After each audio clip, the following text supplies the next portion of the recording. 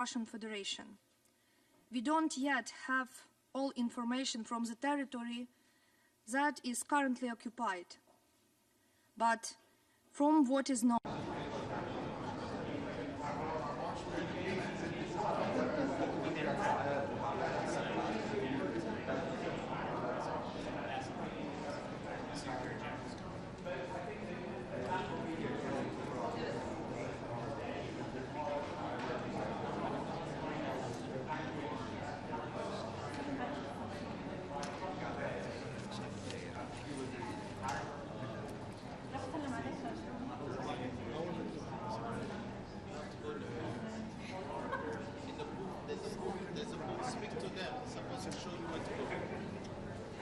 little personalities who did not even have time to see what life is like.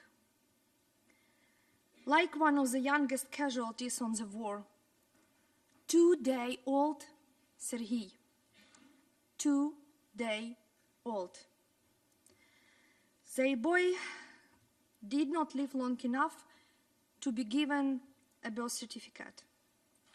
He was killed by Russian rocket in the maternity house. About 2 a.m. on Wednesday, as his mom Maria had just finished nursing the child and laid him down to sleep in the crib beside her, a rocket crashed into the hospital's maternity ward. The hospital walls came crumbling down, trapping the woman and her infant in the rubble.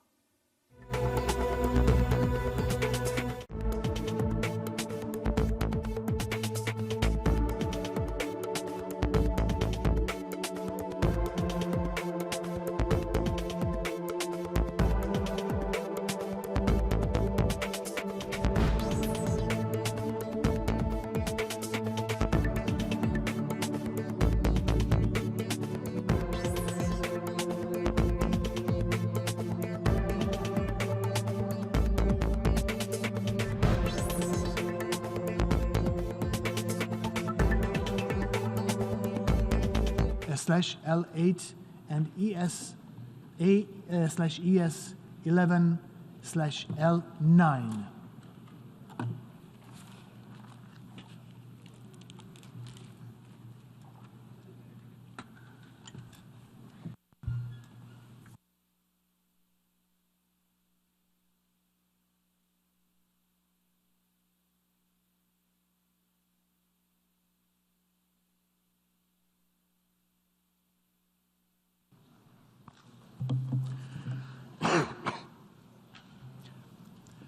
Mr. Secretary General, Excellencies, distinguished delegates, today we mark the grim first anniversary of the war in Ukraine. 1 year of despair, displacement, destruction, and death on a scale of not seen in Europe in decades. The staggering scale of loss defied the human ability to absorb. Thousands of civilians and soldiers dead, countless more injured. 8 million refugees spread across Europe and beyond. 6 million internally displaced, 2/3 of them women and children with families separated, often not knowing about the fate of their loved ones. And the systemic targeting of civilian infrastructure, which has left millions of Ukrainians without energy, water, and heat in the depth of winter. To be clear, the targeting of civilian infrastructure is a direct violation of international humanitarian law. When these are the headlines of our day, we are indeed in a new chapter of history. We are facing stark choices about who we are as an international community and how we will rebuild the trust lost among us here in this hall and in us by the peoples of the world.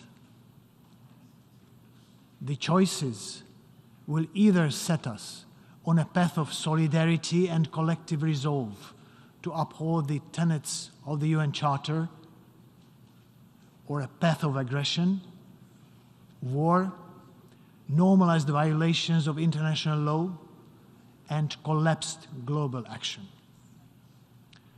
Excellencies, the General Assembly has condemned in the strongest terms Russia's aggression against Ukraine and its morally and legally indefensible war against its sovereign neighbor.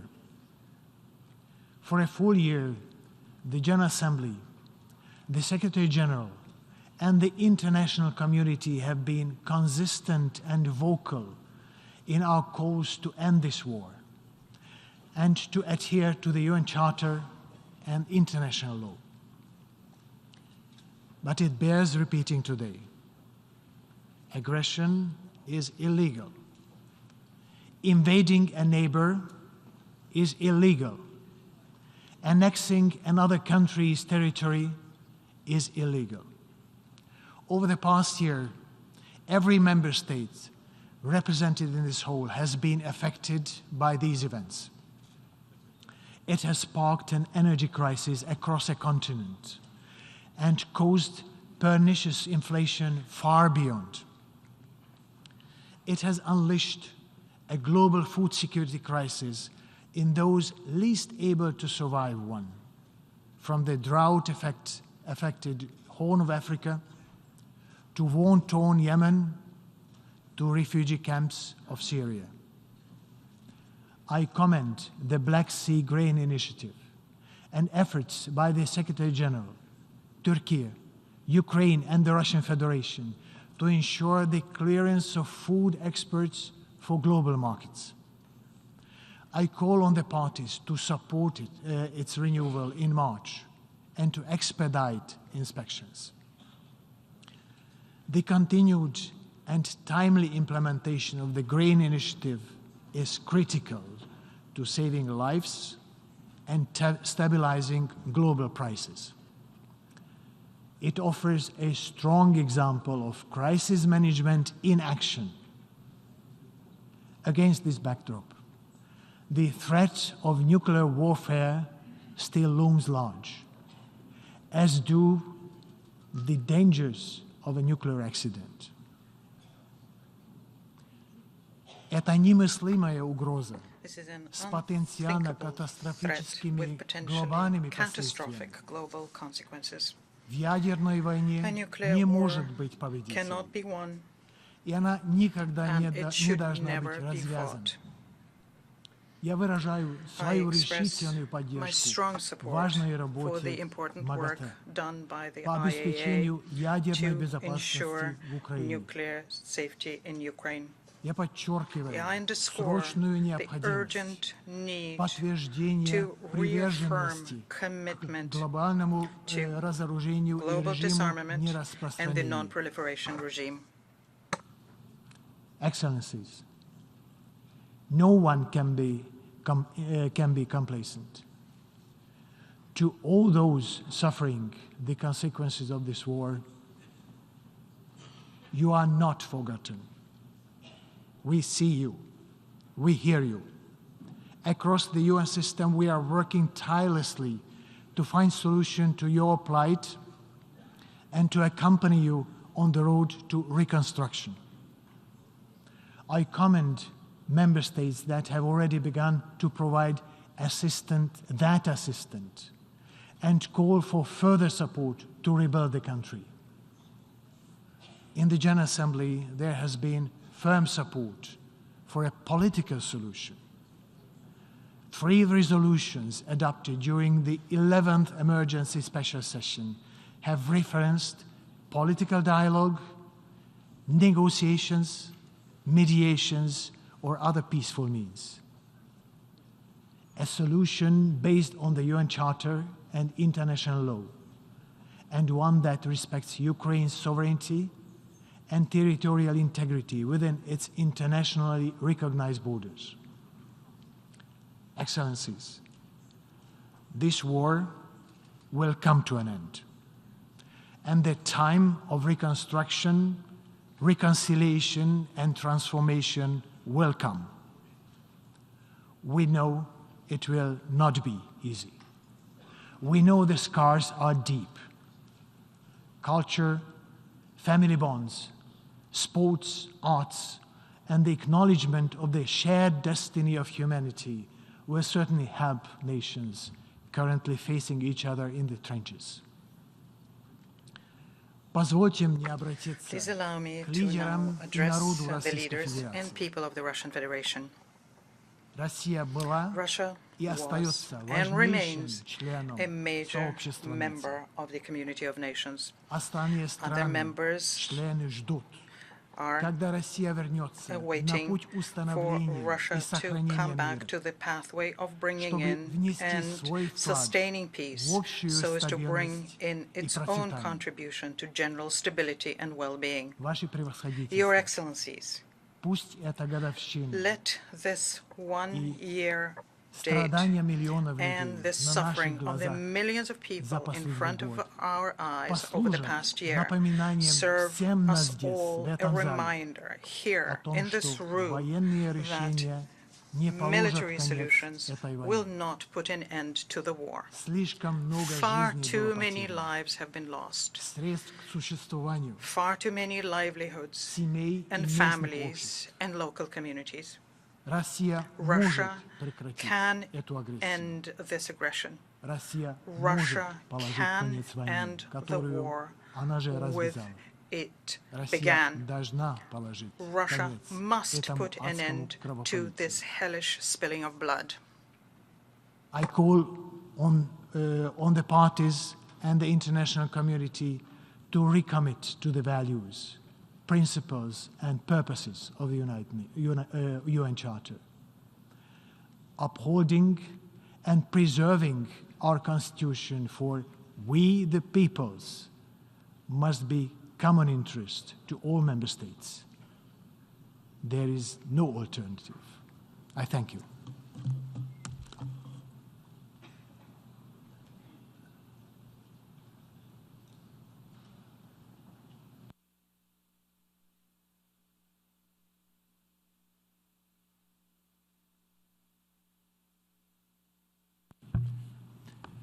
I now invite the Secretary General of the United Nations, His Excellency Antonio Guterres, to make a statement.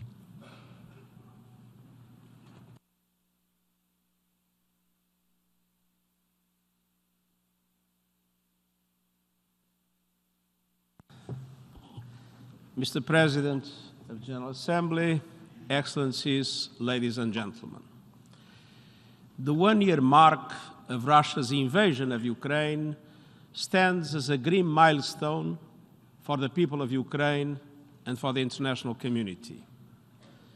That invasion is an affront to our collective conscience. It is a violation of the United Nations Charter and international law. It is having dramatic humanitarian and human rights consequences, and the impact is being felt far beyond Ukraine. As I said from day one, Russia's attack on Ukraine challenges the cornerstone principles and values of our multilateral system. The UN Charter is unambiguous, and I quote, "All members shall refrain in their international relations from the threat or use of force against the territorial integrity or political independence of any state or in any other manner inconsistent with the purposes of the United Nations." Mr. President, Excellencies, the General Assembly has addressed in the clearest terms the attempt by the Russian Federation to illegally annex 4 regions of Ukraine: Kherson, Zaporizhia, Donetsk, and Luhansk. In doing so, the Assembly reaffirmed the long-standing principles of international law contained in its landmark Friendly Relations Declaration of 1970, namely that, and I quote, "The territory of a state shall not be the object of acquisition by another state resulting from the threat or use of force, and that no territorial acquisition resulting from the threat or use of force shall be recognized as legal." End of quote. The position of the United Nations is unequivocal. We are committed to the sovereignty, independence, unity, and territorial integrity of Ukraine within its internationally recognized borders. Monsieur le Président, Mr. President, l'ONU est restée the United Nations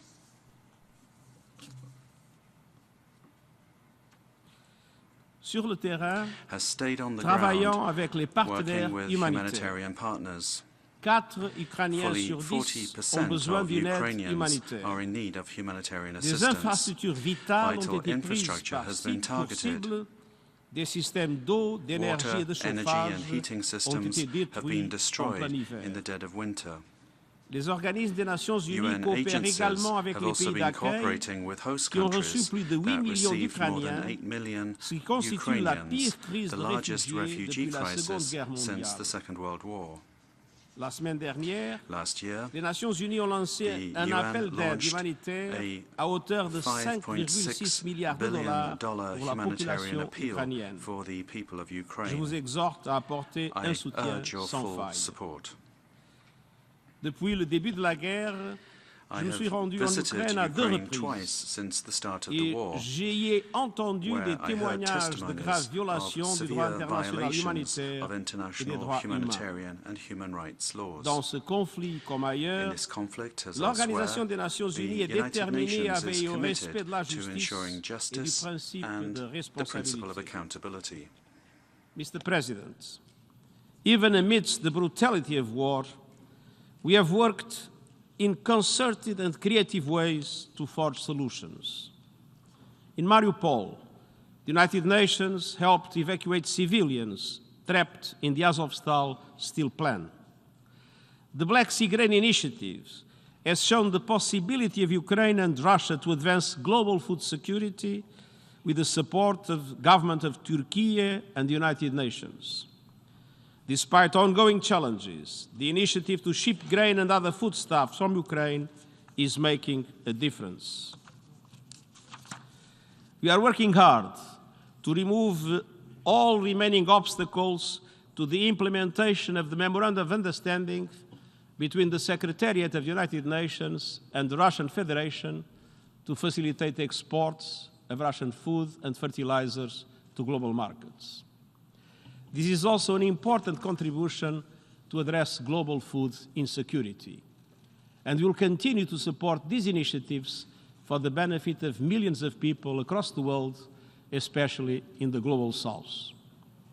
Notwithstanding deep mistrust, the parties to the conflict have also worked out regular exchanges of prisoners of war facilitated by regional actors.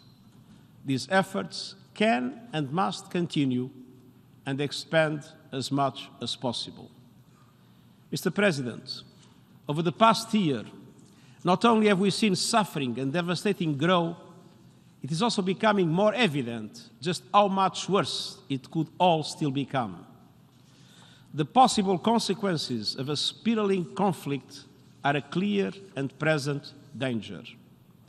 Every day, we are reminded of the grave threat that haunts us all when irresponsible military activity continues around the Zaporizhzhia nuclear power plant, the largest nuclear facility in Europe.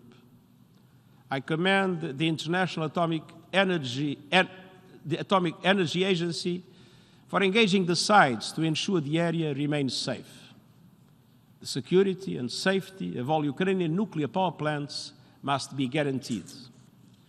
The war is also fanning regional instability and fueling global tensions and divisions, while diverting attention and resources from other crises and pressing global issues. Meanwhile, we have heard implicit threats to use nuclear weapons. The so-called tactical use of nuclear weapons is utterly unacceptable. It is high time to step back from the brink. Complacency will often deepen the crisis while further eroding our shared principles proclaimed in the Charter. Mr. President, Excellencies, war is not the solution. War is the problem. People in Ukraine are suffering enormously. Ukrainians, Russians, and people far beyond need peace.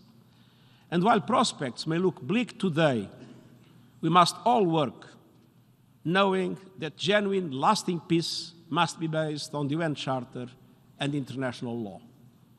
The longer the fighting continues, the more difficult this work will be. We don't have a moment to lose, and I thank you.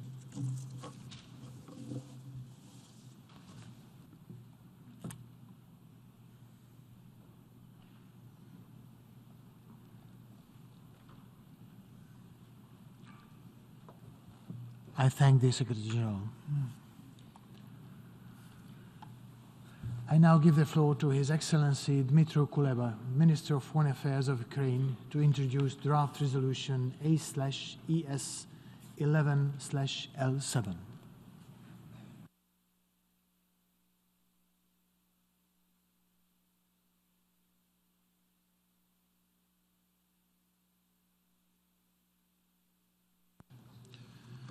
Mr. President, distinguished representatives, 1 year since the Russian Federation began its full-scale aggression against Ukraine is approaching.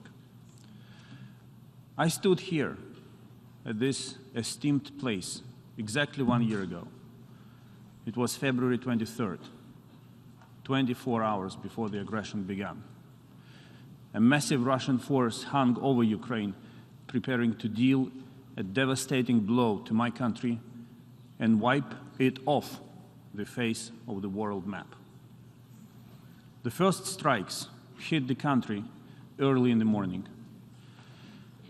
Ever since then, Ukraine exercised its legitimate right to self-defense enshrined in the UN Charter. The Ukrainian people made a choice to fight for their lives. And against all odds, we were able to stop the much stronger aggressor and kick him out of half of the newly occupied territory of our country. But even after failing so badly and losing so many, Russia still wants to destroy Ukraine as a sovereign nation. And no one should be fooled by Russia's empty calls for negotiations. The current situation on the front line proves they want war, not peace. They are on the attack all along the front line, from Dnipro River to the Russian border. They keep striking Ukraine's civilian infrastructure with salvos of cruise missiles made in Russia and drones made in Iran. This is why we have no choice but to keep fighting for our survival, as any of you would do. The world has seen terrible atrocities committed by Russians in the occupied territories. Murder of unarmed civilians, torture and rape, looting, terror, political persecution, indiscriminate shelling, as well as deliberate attacks on civilian infrastructure. Forcible transfers of and deportations of thousands of Ukrainian children and their consequent adoption in Russian families in order to re-educate them as Russians. This is a genocide, and this is what we face today. For Ukraine, giving up would mean that such atrocities would be committed all over our territory. And I'm confident that any nation represented in this chamber would do the same in our place. You would fight. I know that some still think and sometimes say, we want to be friends with both Ukraine and Russia. Let it all just end sooner with whatever result. I can understand that. The problem is that in this war, there are no two equal sides. There is an aggressor and a victim. I understand that there are still some countries that do not want to take Ukraine's side for various reasons. But it's not about that. It's about taking the side of the United Nations Charter. It's about taking the side of international law. It is about taking the side of the UN General Assembly resolutions. These are our common rules, and we are all interested in upholding them.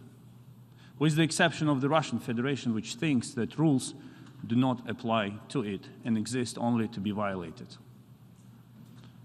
We are all talking about peace today, but what is peace?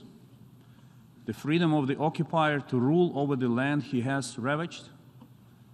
Impunity for war criminals? A respite and a chance to prepare for a new war and new crimes?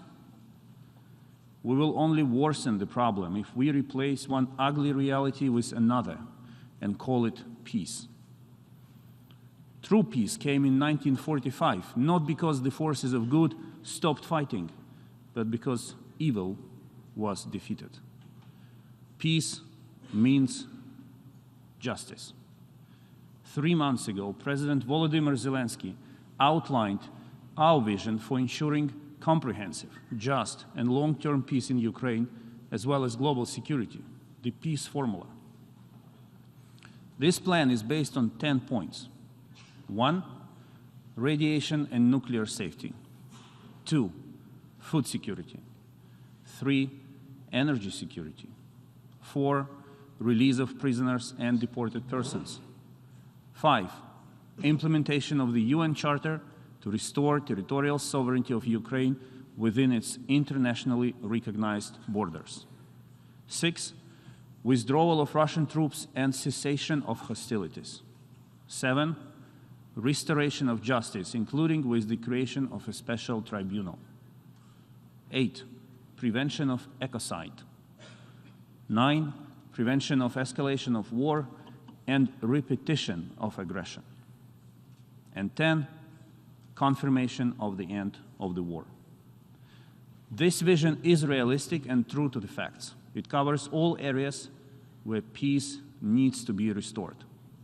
It addresses the real needs and challenges faced by the people who suffer from this war. Each of these steps can be implemented if there is a strong will for peace among many nations, and if we all unite our efforts around the same goal. Instead of hiding behind the mask of neutrality, let's choose the side of the UN Charter and international law. Ladies and gentlemen, never in recent history has the line between good and evil has been so clear. One country merely wants to live in peace, and I represent that country. The other wants to kill and destroy, and it has its representatives too. There is no other country in the world that wants peace as much as Ukraine does. We never wanted war. We never planned to attack anyone. Our troops do not stand on anyone else's land. We exercise our legitimate right to self-defense and do it pretty effectively. We know what we are fighting for. We are defending our land, our families, and our homes. Can anyone tell what Russians die for in a foreign land? This is why calls to cease delivery of weapons and ammunition to Ukraine are badly misplaced. It is perfectly legitimate to help a nation that has been attacked and is justifiably defending itself. It is an act of defense of the UN Charter. It is an act in favor of ending the war sooner and achieving a lasting and just peace. On the contrary, it is illegal and against the UN Charter to give military help to the aggressor.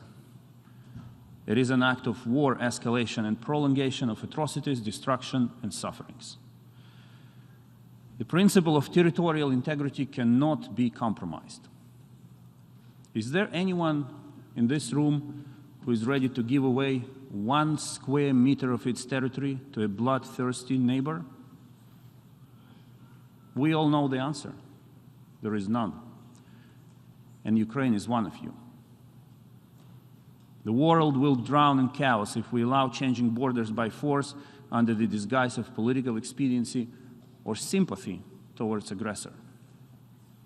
With the support of the world, Ukraine can restore its territorial integrity and respect for the UN Charter, and it will. And this will discourage Russia and other aggressors from wanting to attack other nations.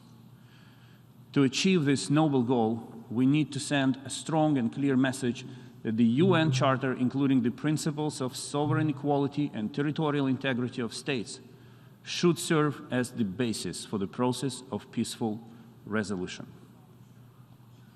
I therefore call on members of the United Nations to support draft resolution entitled Principles Underlying a Comprehensive, Just, and Lasting Peace in Ukraine. The aforementioned resolution will contribute to our joint efforts to bring the war to an end, as well as protect the fundamental principles of international law and the UN Charter. And again, exactly a year ago, I was standing here appealing to the nations united in this hall on the need to prevent war. A year after, against all odds, Ukraine is effectively defending itself against a much stronger enemy. And I appeal to you, this is a decisive moment to show support, unity, and solidarity. This is the moment to prove that you stand for the UN Charter in words and in deeds. Thank you for your attention.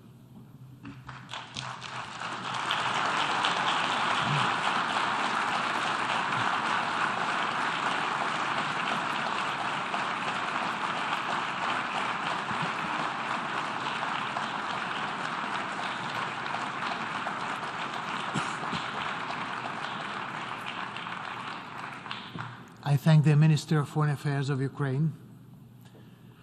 I now give the floor to the distinguished representative of Belarus to introduce draft amendments contained in document A/ES11/L8 and A/ES11/L9.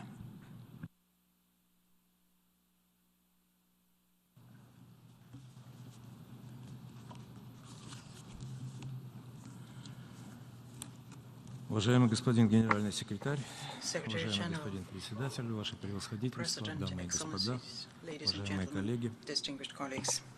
Республика The Беларусь Republic of Belarus has the представляет honor две поправки of к submitting проекту two amendments резолюции под to названием the draft «Принципы resolution Устава entitled Организации Principles of the Объединенных Charter of the United Nations, лежащие в основе достижения underlying a всеобъемлющего, comprehensive, справедливого just, и прочного and мира на lasting Украине». peace in Ukraine.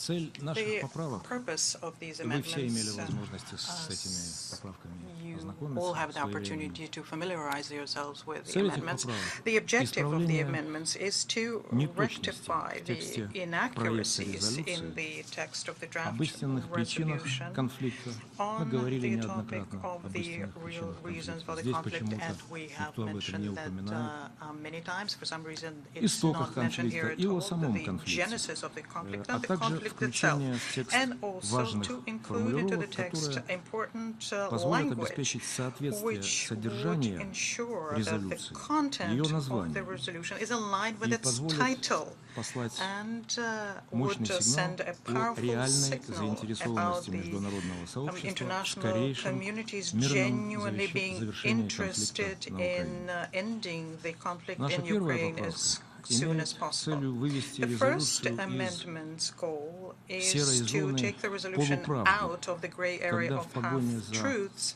where, яркими whilst выражениями looking искажаются for факты. great expressions, Например, facts пятый are being параграф distorted. For преамбулы example, the fifth описывает paragraph действия of the России как preamble is полномасштабное вторжение на describing what is being Украину, done что by Russia as a с fully-fledged нашей точки зрения invasion не into соответствует Ukraine, which, действительности, in our поскольку если view, бы is not in line with the Россия не reality, because ограничилась if Russia had not проведением специальной limited военной itself to операции just и conducting a совершила бы, special как сказано military в operation резолюции, and полномасштабное had вторжение, conducted, особенно с as the resolution использованием всего says, a fully-fledged доступного invasion, военного especially потенциала, чего, using конечно, не хотелось бы никому.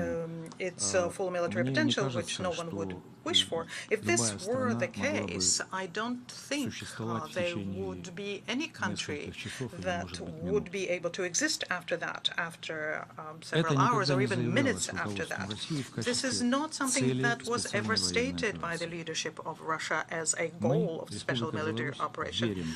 We, the Republic of Belarus, we believe that the only chance for ending the conflict is to immediately start negotiations with any kind of preconditions. And this was stated on several occasions, basically in every statement he makes by the President of the Republic of Belarus, Mr. Lukashenko, who has been doing this throughout the conflict for about a year now. But nonetheless, reproducing once again of a non-consensual operative paragraph 5 in the text only takes us further away from the goal of attaining peace. At a Security Council meeting on the 17th of February this year, the Republic of Belarus quoted former heads of governments and states of Normandy 4 who recently publicly and voluntarily acknowledged that from the very beginning they were not interested in peace in Ukraine. At the time when they were working on the agreements contained in the Minsk II package, and this was in February 2015. We think that lying in the course of negotiations on a peaceful resolution, especially at such a level, is completely unacceptable, and we are convinced that the General Assembly is to condemn the responsible acts of those politicians who played such a specific role in creating the preconditions for the current conflict. The second amendment we are submitting has the goal of including into the text the major elements needed for a peaceful settlement. We think that it's either a tragic oversight by the proponents and co-sponsors of the resolution, or it is intentional, an intentional step that they undertook, that the draft resolution, which is aimed at comprehensive, just and lasting peace in Ukraine, does not contain an appeal to holding peace negotiations. The Republic of Belarus has been calling for it since the very first days of the conflict, or even long prior to the conflict. We have been saying the same thing. Let me just simply remind you here that it is thanks to the efforts made by the President of the Republic of Belarus in February and March 2022, it was possible to organize several rounds of negotiations between Kiev and Moscow in Belarus, and this at the time gave us all reason for cautious optimism. Now, breaking these negotiations down, as well as the continuous pumping of Ukraine with weaponry, resulted in protracting the confrontation. This in turn leads to the escalation of military activities, new victims, and also delays the prospects of peace in Ukraine. We're equally concerned by the irresponsible statements made by individual politicians about their readiness to provide Ukraine with lethal weaponry up to and including weapons of mass destruction. If these plans are to be implemented, this would inevitably lead to a new spiral of escalation, countless victims, and a very real prospect of a global conflict. This is not something we can allow to happen, and this is precisely what the objective of our amendment is. The amendments we are submitting have no hidden agenda, and we genuinely think that their goal is to end the conflict as soon as possible using peaceful means. But voting upon these amendments, we will consider as a test of being truly interested in attaining a comprehensive, just, and lasting peace in Ukraine. I thank you for your attention. I thank the distinguished representative of Belarus. I now give the floor to the distinguished representative of the Russian Federation.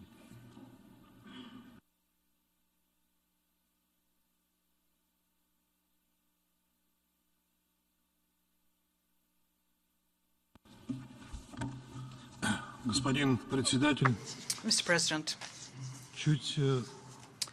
Больше года A назад little Украина и ее more than a year ago, западные Ukraine покровители созвали and its Western 11-ю sponsors чрезвычайную convened спецсессию the Генеральной Ассамблеи 11th ООН. emergency special session of the General Тогда многие Assembly. из стран-членов At the ООН time, many of оказались the United Nations member дезориентированы и пошли states на were поводу коллективного disoriented and Запада, который yielded to the взывал к collective тому, West, что ничего which более страшного в истории was человечества claiming никогда якобы не that происходило, и nothing потому more terrible had happened in the history of и ответ на humankind, действия России and that нужен is why the беспрецедентный. reaction to what was being done by Russia was С to be тех пор unprecedented. многие из вас Since лучше that, разобрались в причинах many of you и have произошедшего, и better understood the происходящего. reasons for what И западному happened and лагерю what is стало happening гораздо now, сложнее and it's become мобилизовывать much more difficult for страны-члены the ООН в поддержку Western своего крестового camp похода против to России. mobilize member states of the UN in Об этом support of their crusade свидетельствует и against Russia. выносимый на And this голосование is also выхолощенный проект shown резолюции, in который, тем не the менее, emptied out остается draft антироссийским, resolution that we вредоносным. have, which nonetheless remains Я к этому еще anti-Russia вернусь. and harmful, and I will Просто revert шансы to this получить topic later. поддержку It's чего-то just более that the субстантивного chance в of условиях лучшей getting информированности support for стран-членов something more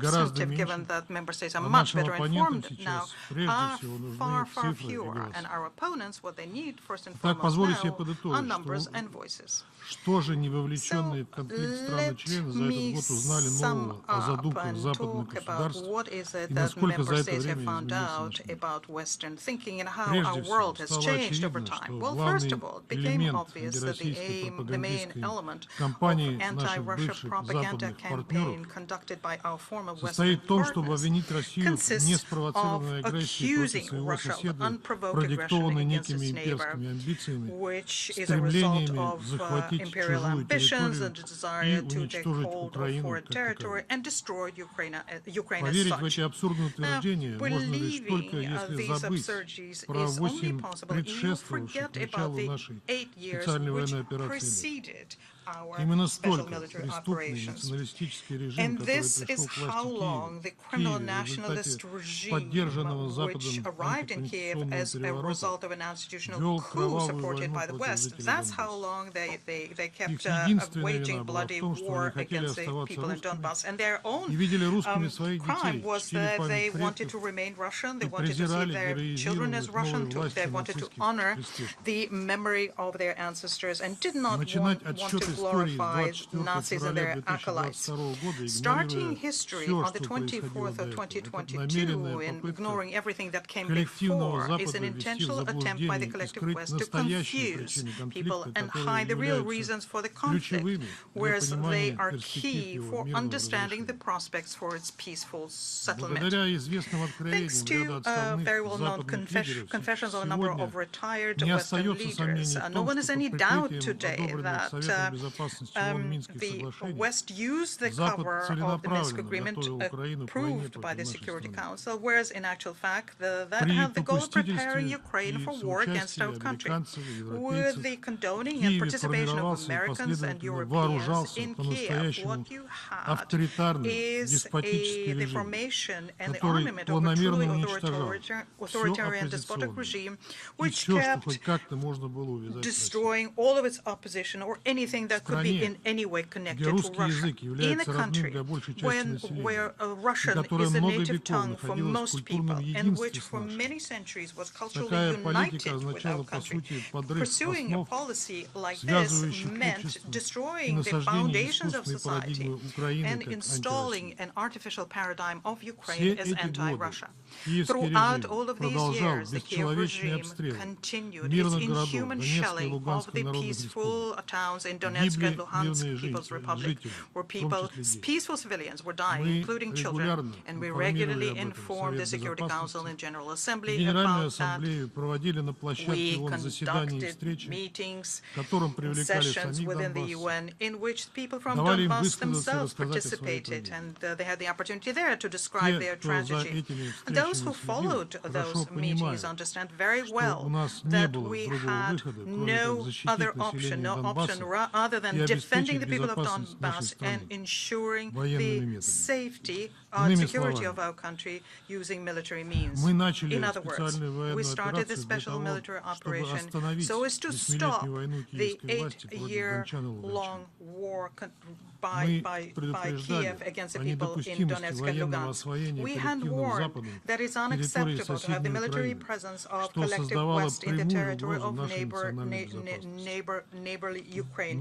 This was a direct threat to our national security. But the West has on many times brazenly ignored our concerns and continue bringing the military infrastructure of NATO closer and closer to our borders. The statements made by a number of countries that Russia is guilty of destroying regional and global security systems are hypocritical.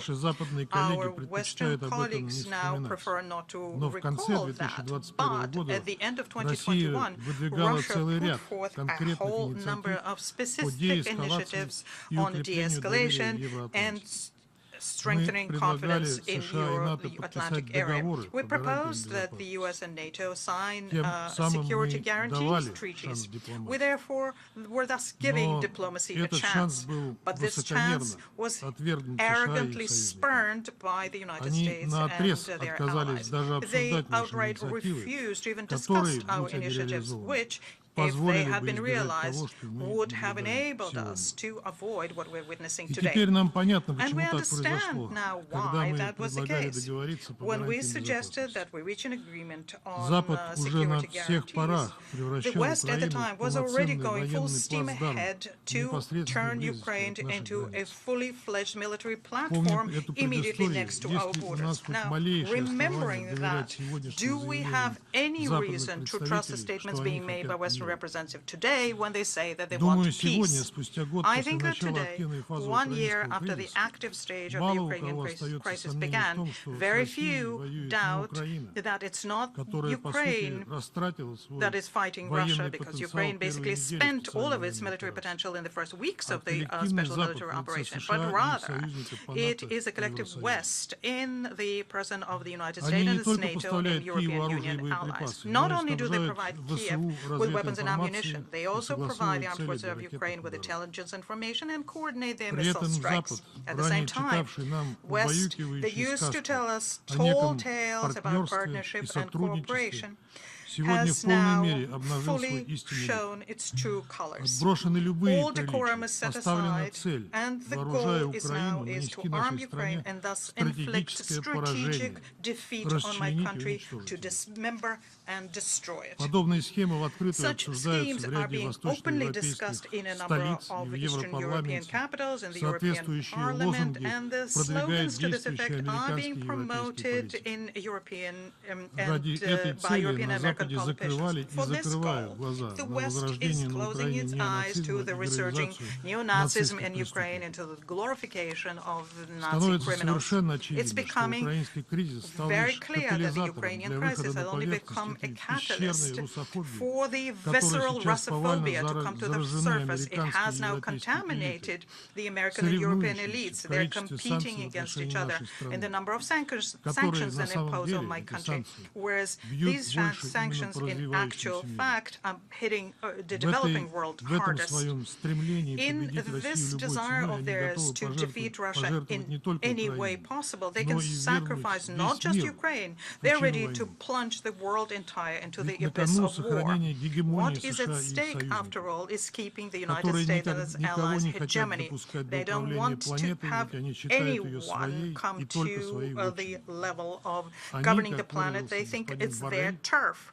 As Mr. Borrell stated, they are in a wonderful garden, and the rest is just the jungle. Now, the appeals to stop by the very word developing states is something that the collective West does not react to. Any peace plan, in quotes, which is being introduced by either Kiev or its Western sponsors, is in actual fact can boil down to the same thing, the capitulation of Russia. It has become obvious to everyone a long time ago, and the real attitude of the Kiev regime to negotiations is shown by the law passed by the Ukrainian president in September last year. The law bans negotiating with the Russian leadership. Thanks to the revelations of the former Israeli Prime Minister Naftali Bennett, no one doubts that in the March of last year, when our special military operation was in its very early stages, the Zelensky regime, under pressure from its Western masters, withdrew their own ideas on long-term peace with Russia under pressure from West. And this would have enabled us to remove the reasons which made us start the special military operation. Washington, London, and Brussels did not arm and strengthen the Kiev regime, made Ukraine into Russia, so as to Russia and Ukraine can once again live in peace and security. This is the logic of the colonizer on pitting neighbors against each other. This is well known to our African and Asian partners. There's nothing new in the Western arsenal that appeared since then. So, what can we see today as a result of all of this? What we see is the Ukrainian crisis, which is in conflagration, is being fueled by the West through their weaponry. They are conducting a hybrid war down to the last Ukrainian. And behind this, not just the politicians with their fantasies about defeating Russia on the battlefield, but rather the greedy weapons lobby. They're getting their super profits and the perfect place to test their ammunition and weapons in military conditions. But the involvement of the West in the conflict from indirect is becoming more and more direct with noticeable consequences. And it ranges from the food and energy crisis, which was provoked by the Western sanctions, to undermining the Nord Stream, for which, of course, the perpetrators will have to be held accountable. What we also have is the suffering people of Ukraine, because they're being used by the Kiev regime as cannon fodder for the purpose of Western geopolitical goals. Those of the Ukrainians who end up in the West become servers without any rights, and they're in the service of the Western masters. They are subjected to violence and exploitation. And that is why most of them, despite the rabid Russophobic propaganda, are saving themselves from hostilities in Russia, where the Ukrainian people are loved and respected. As regards my country, too, we consider all of this as our war with Russia for survival, for the future of our country, our children, and our identity. This is a war which, as was also the case 80 years ago, was in which a treacherous and powerful enemies involved who wants to take over our land and subjugate us. And the Russophobia, the appeals to dismember our country, the German tanks once again going to kill Russians, the goals to put red stars on the weapons of those who do not want to give up on their Russian identity, only strengthen this impression. And this is a plan that came into implementation not now, but already in 2014, where on our borders we had a regime which was hostile to us, and it was being strengthened. And Ukraine, in all of this, is nothing more than just a pawn. And since that is the case, well, you will understand very well that looking for solutions out of this situation fraught with most negative consequences for the humankind as a whole, in the case of direct confrontation between Russia and NATO, needs to be conducted not between Russia and Ukraine, but between Russia and the collective West. First and foremost, Washington, which is behind the Kiev regime. We are ready for a search for a serious and long-term diplomatic solution. We have stated this on many occasions. Our opponents have not yet recovered from their futile illusions that they could defeat and nuclear power. And that is why removing the reasons underpinning the special military operation a year ago is something that we need to do using military means. Next and last question. How can UN member states help move to the peaceful resolution of the difference between Russia and West? We can say one thing for certain. The resolution which is submitted here and will be put to the vote will not help this at all. It will rather encourage the West in their acts and give our opponents the pretext to state that Russia is supposed to be isolated in the world. And that would mean that they will continue their militaristic, Russophobic line using the supposed support of UN member states as a cover. Of course, the resolution will be used by the Kiev regime as well in their propaganda. And this is already being done. Yesterday, already, Mr. Zelensky stated that the General Assembly is being convened so as to pass a resolution in support of his infamous peace plan, which consists of 10 items. And this, when we know that the mention of this confusing initiative, as far as we understand, was removed from the draft at the request of a number of our UN colleagues. Unfortunately, the Kiev regime is incorrigible in how disingenuous they are. But this disingenuousness that we are well familiar with simply don't know about. Now, can this situation be rectified? Can we prevent the West from using this document for their purposes, especially in the conditions where many of you are under severe pressure and blackmail from Washington and allies? Yes, it's possible. What you need to do is support the balancing amendments that my Belarus colleague had introduced right before me. If the amendments are rejected and the document will remain as it is now, one-sided and divorced from reality, we urge everyone to vote against the draft resolution. I thank you. I thank the distinguished representative of the Russian Federation. Thank you very much.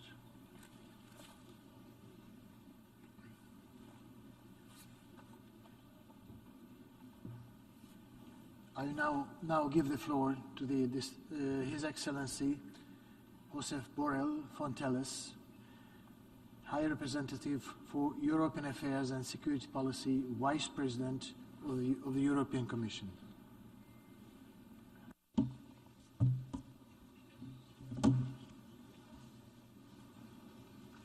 Mr. President of the General Assembly, distinguished delegates, ladies and gentlemen, this week marks 1 year since Russia started its illegal invasion of Ukraine. Everybody knows. This was or remained a clear-cut case of an aggression by a permanent member of the Security Council. And this is Russia. Everybody knows. A blatant violation of international law and the principles of the United Charter. The world needs peace in Ukraine, and the people of Ukraine deserve peace after so much suffering. But not just any peace. We need a peace grounded in the principles of the United Nations Charter. That's why we are in this very hall. This is what the resolution presented by Ukraine is about. It's about to reiterate our support for Ukraine and to set out the principles for peace. I want to stress it. This war against Ukraine is not an European issue. It's not about the West versus Russia. No, this illegal war concerns everyone, the North, the South, the East, the West, the whole world. And we are here today to reiterate our support to Ukraine's sovereignty and territorial integrity within its internationally recognized borders, as for any member of the United Nations. Yes, sovereignty, territorial integrity, these are the principles that Russia is attacking in Ukraine every day. These are also the principles we have to uphold everywhere, every day. And if we don't condemn and stop Russia's actions in Ukraine today, this will increase the risk for any other country elsewhere in the world to face a similar aggression. No one can feel safe in a world where the illegal use of force would be normalized. And there it is, the Article 51 of the United Charter. Ukraine has the inherent right to defend itself, just like any other United Nations member. Ukraine has the right to defend itself and protect its population against the daily shelling by the Russian army. Excellencies, colleagues, the European Union has always been a peace project, and we have been quite successful on bringing peace to the European continent and promoting it around the world. It is central to our DNA. It's in our origin. And when it comes to Ukraine, the real question today are what kind of peace? Yes, peace, but what kind of peace? Yes, end the war, but how do we end the war? How to achieve this peace? The first obvious step for peace is for Russia to stop its attack. It must end all hostilities and withdraw its forces and military equipment for Ukrainian soil. And it must do it immediately, completely, and unconditionally. And until then, the European Union will continue to give Ukraine the support it needs to defend its population. It's also in accordance with the United Nations Charter. We will continue to provide humanitarian and financial assistance. We will work to hold Russia accountable for its actions and war crimes. And we know from experience that there can be no lasting peace without accountability.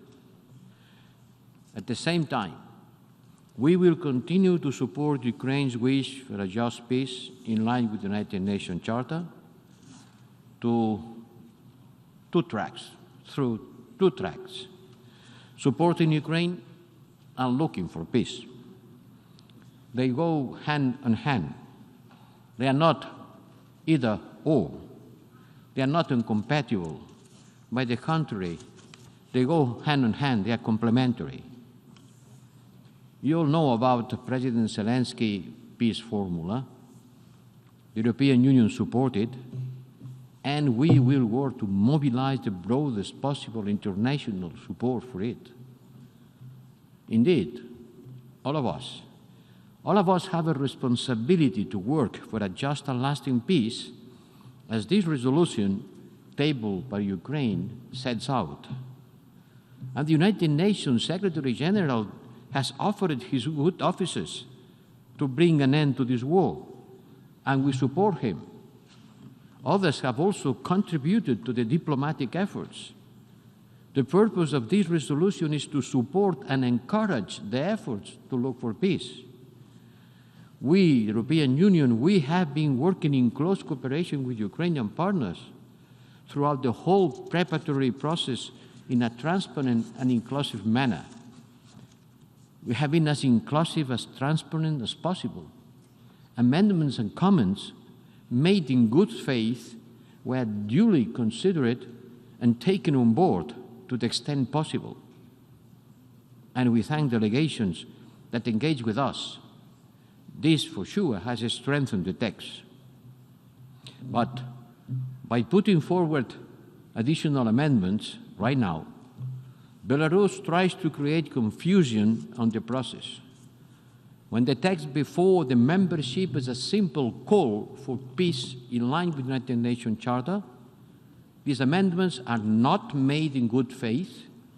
They are manipulative, since they do not reflect the situation on the ground, which is the unjustified and unprovoked aggression by one member state against another. We will vote against these amendments and call on all United Nations member states to do the same and to support the draft resolution tabled by Ukraine. Excellencies, distinguished delegates, the text before us today is very much in line with the United Nations Secretary General plea at his briefing to the General Assembly on the 6th of February, and even today on his speech. As he rightly put it, the world needs peace, but peace in line with the United Nations Charter and international law.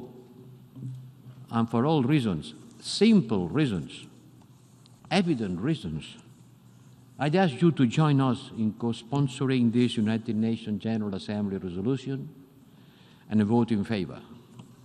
because this is a moment for every member of the United Nations to stand and to be counted.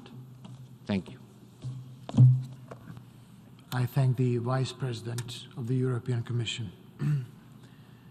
Now I give the floor to His Excellency Antonio Guterres, Deputy Prime Minister and Minister of Foreign Affairs and International Cooperation of Italy.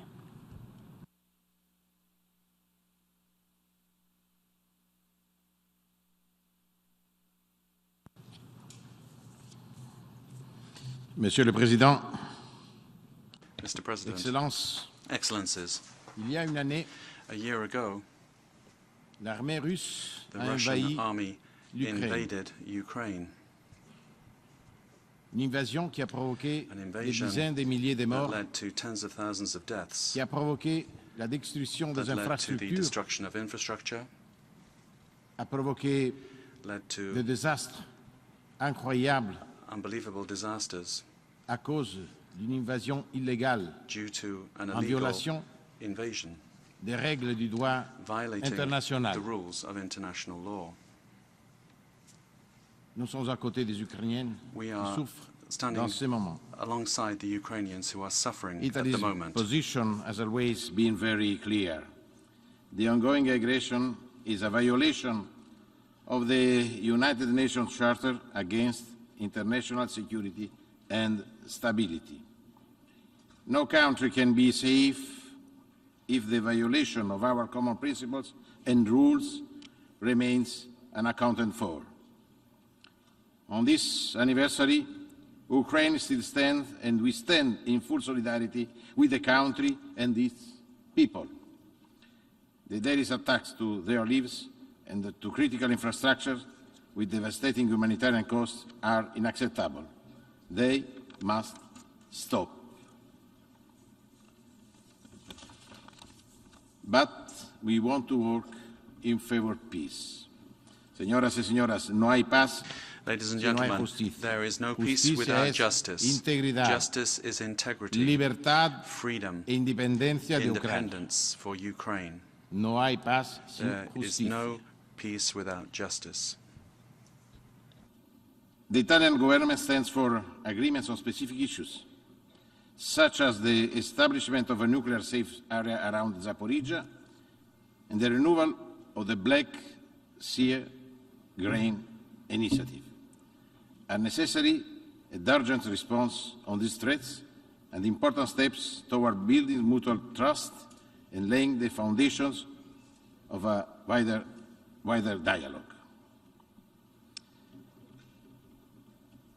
A comprehensive, just and lasting peace, in line with the principle of the Charter of the United Nations, is needed as the resolution brought to the attention of this 11th Emergency Special Session clearly states.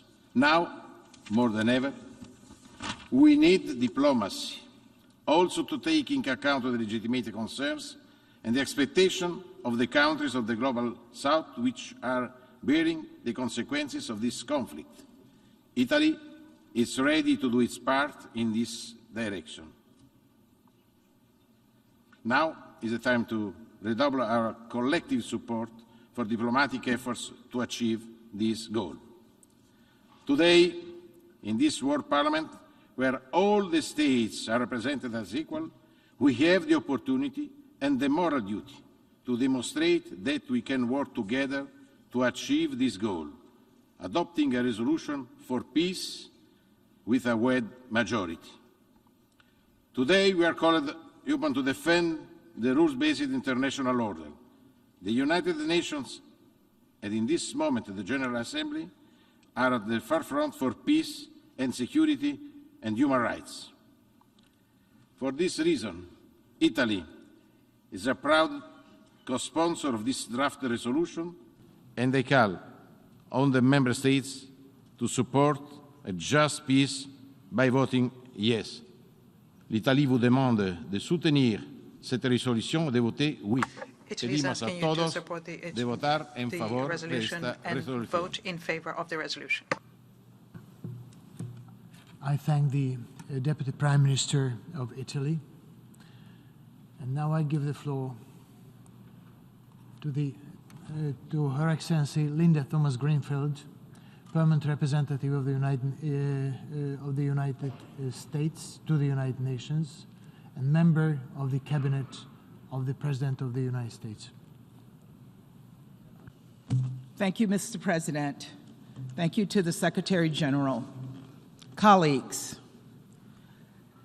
today we are gathered to discuss an important historic resolution, one that will promote diplomacy, dialogue, and a lasting peace in Ukraine. The timing of this moment is, of course, intentional. 1 year ago, Russia launched its illegal, unprovoked, full-scale invasion into Ukraine. I remember that day clearly, as I know all of you do too as well.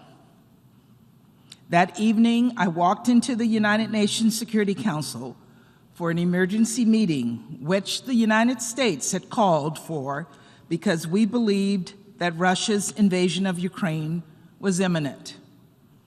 At this point, we had been sounding the alarm bells for weeks. I had informed the Council in no uncertain terms about the buildup of troops along the border and what we thought it meant. Secretary Blinken had also come to the Security Council and laid out in detail what we expected would soon unfold. A few days before the invasion, Russia's Deputy Foreign Minister told us to, and I quote, "stop the hysteria." On the very night of Russia's invasion into Ukraine, Russia's representative said in the Security Council that, and I quote, "occupation of Ukraine is not in our plan." All Russia did was deny, deny, deny, as we have heard the Russian PR do again today. That cold February night, 1 year ago today, I asked Russia to stop, to return to its borders, to send its troops, tanks, and planes back into their barracks and hangars, to send diplomats back to the negotiating table. But it was too late. At that exact moment, I joined so many others in the Security Council and around the world to make a plea, in making a plea for peace. President Putin chose war. This was an illegal, unprovoked attack on Ukraine, but it was also an assault on the United Nations. It struck at the very heart of the UN Charter. We all know what happened next and what is still happening now. The bombing of kindergartens and high schools and hospitals, the slaughters of innocent civilians, the worst refugee crisis in Europe since World War II, an unprecedented hunger crisis around the world, threats to nuclear and energy security, families forcibly separated, Ukrainian children relocated to Russia, mass suffering, crimes against humanity. Colleagues, this vote is a moment to remember why we are here. Of course, I cannot speak for all of you. I can only speak for myself. When I was sworn in for this role, it was exactly 1 year to the day of Russia's full-scale invasion of Ukraine. Back then, I could not have known the existential threat that the UN Charter would face. But I did know what President Biden and the American people were sending me here to do. To represent my country to the world, yes, but also to uphold the UN Charter, to engage in dialogue and diplomacy, and to lead us toward a more peaceful, more prosperous planet. And that is what I'm here to do today. And no matter what else you were sent here to do, I know we all share these same goals in common: to represent our countries, to advocate for diplomacy, and to push for peace. This vote is an opportunity to do just that. We have before us a resolution that calls on the nations of the world to support diplomatic efforts to achieve a comprehensive and lasting peace in Ukraine. A peace consistent with the UN Charter, consistent with its fundamental principles of sovereignty, territorial integrity, and self-defense. Colleagues, this vote will go down in history. On the one-year anniversary of this conflict, we will see where the nations of the world stand on the matter of peace in Ukraine. Earlier this week, President Biden visited Ukraine, and he made it clear where the United States stands. He stood shoulder to shoulder with President Zelensky to remind the world that 1 year later, Kyiv still stands. Ukraine still stands, and America still stands with Ukraine. I too visited Ukraine late last year, and while I learned a great deal in my meetings and discussions, the most powerful lessons I took away were in the faces of the Ukrainian people. In President Zelensky, I saw resolve. I saw a leader determined to defend his people and defend his country for as long as it takes. In the faces of refugees and victims, I saw suffering, deep sorrow, unimaginable pain was etched into their visages. It is hard to overstate how much unnecessary anguish and pain President Putin has caused. But it was in the faces of Ukrainian children where I found hope. I met a 10-year-old girl, Milena, who lived in a facility where displaced families were gathering to prepare for the cold winter, a facility that had once been hit by Russian missiles. And I asked Milena what she wanted to do when the war was over. And she smiled. She told me simply that she wanted to go back to school and see her best friend again. Her face beamed with hope. I will never forget her shining eyes. Colleagues, we should never give up on hope. We should never give up on the potential for diplomacy or the power of dialogue or the urgency of peace. We now have an opportunity to vote for that peace and to vote to uphold the UN Charter once more. A UN Charter which stands for sovereignty and territorial integrity. A UN Charter that stands for the inherent right of self-defense. And a UN Charter which aims to maintain international peace and security and end the scourge of war. So colleagues, I urge you to vote against any and all hostile amendments that seek to undermine the UN Charter and ignore the truth of this war. I urge you instead to vote yes in support of this resolution as it stands, to promote diplomacy and dialogue. Yes, diplomacy and dialogue, to promote cooperation on the threats to global food security, energy, finance, the environment, nuclear security, and safety, to defend the UN Charter we have all signed up to protect, and to support a just and lasting peace in Ukraine. Thank you very much. I thank the distinguished member of the Cabinet of the President of the United States. And now I give the floor to Her Excellency Mélanie Joly, Minister of Foreign Affairs of Canada.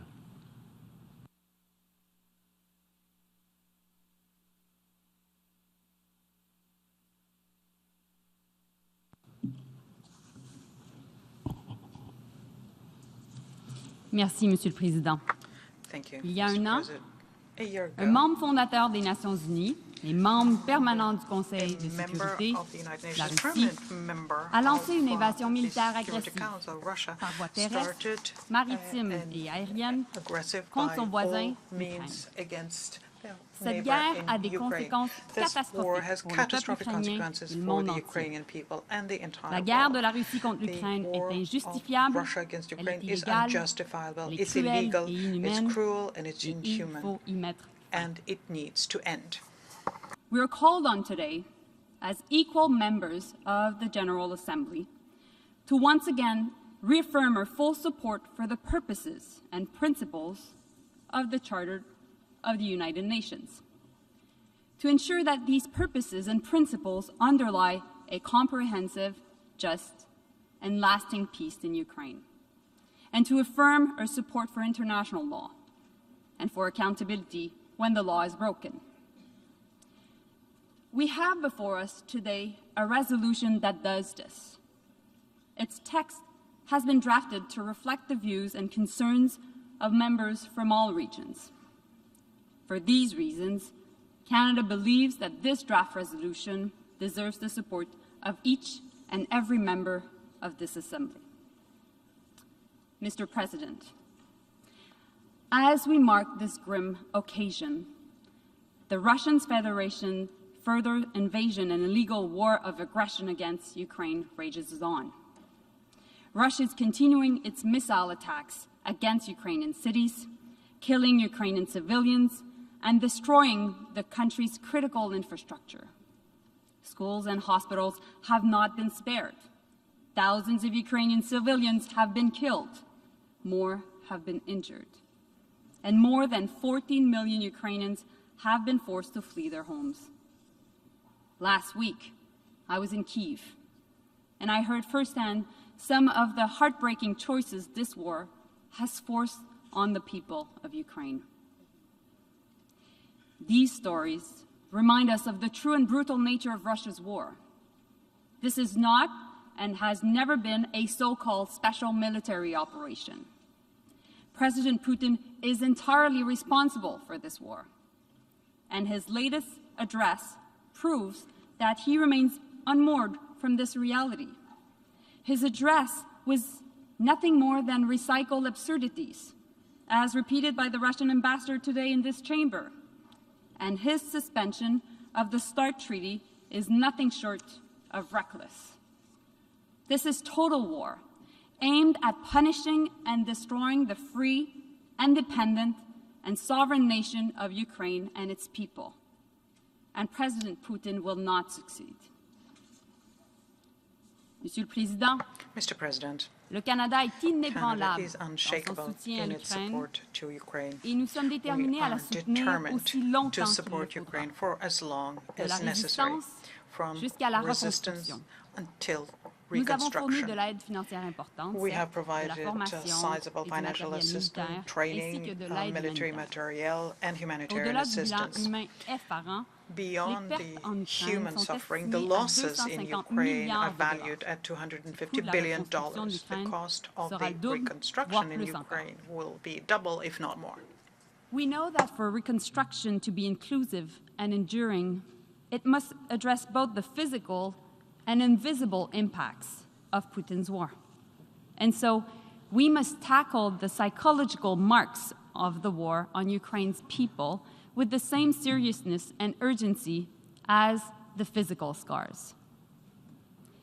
The impacts of the war on food and energy security, supply chains, and inflation have rippled across every corner of the world and have hit the most vulnerable the hardest. Russia's war of choice is estimated to cost the global economy $2.8 trillion.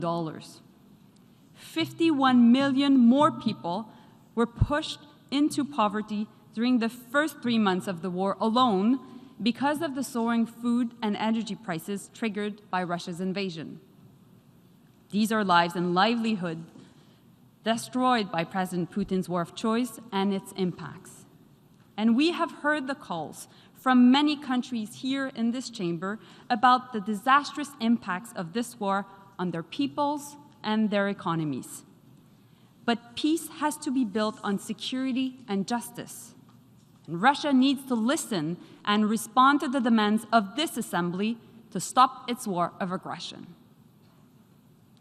Monsieur le Président, Que la Russie Mr. poursuive President, the cette fact guerre that illégale nous Russia dit continues ce que this ce illegal pays war pense des shows Nations us Unies what this et country de really chacun thinks des of the membres United Nations représentés and en cette each salle. of the member states present in Depuis la this première room. convocation Since de it la was 11e first session extraordinaire convened d'urgence, of the 11th nous avons été emergency clairs. session, we Nous avons have been very rappelé clear. l'obligation We de have tous les recalled États, the en vertu de obligations la of Charte, all de states under the s'abstenir de Charter recourir à la to menace ou à abstain from l'emploi using de the la force threat contre or l'intégrité the actual territoriale force ou l'indépendance against the politique territorial de integrity tout autre or État. political independence of any Nous avons other state. réaffirmé We notre have engagement en reaffirmed faveur de our la souveraineté, commitment to de the l'indépendance, sovereignty, de independence, l'unité et unity, de l'intégrité and territorial territoriale de integrity l'Ukraine of à Ukraine l'intérieur de ses within its frontières internationally internationalement recognized reconnues borders, jusqu'à ses eaux including its territoriales. territorial waters. Et nous avons And we explicitement have demandé à la Russie explicitly de cesser asked immédiatement Russia to de recourir immediately à la force contre cease l'Ukraine, using force de against retirer Ukraine, immédiatement, to immediately, complètement et completely, and inconditionnellement toutes ses unconditionally forces militaires withdraw all du of its territoire de l'Ukraine. military forces from the territory of Ukraine. Yet, through its words and actions, Russia is showing us very plainly that it does not respect this assembly and the members represented here. More than that, it has expanded its illegal war of aggression. It has used its veto, its power, its privilege to sideline the Security Council. It has attempted to illegally annex Ukraine's territory through sham referenda. It has peddled misinformation and conspiracy theories online in our countries and in this chamber. It has doubled down on its attacks against Ukraine's critical infrastructure in clear violation of international humanitarian law. This is not the sign of a country that respects its obligation or its fellow member states. Russia would have you believe that this is about forcing you to choose sides. Today's vote is not about choosing sides. It's about choosing peace, a comprehensive, just, and lasting peace in Ukraine. It is about choosing to uphold the UN Charter. It is about respecting the right of every state in this chamber to chart their own future. It is about choosing rules over chaos and clearly stating that no one, today and in the future, can disregard the principles of sovereignty and territorial integrity. Canada encourages every member of this Assembly to choose peace and vote in favor of this resolution. Thank you so much. Merci beaucoup. I thank the distinguished Minister of Canada. Now I give the floor to His Excellency José Manuel Álvarez Bueno, Minister of Foreign Affairs, European Union and Cooperation of Spain.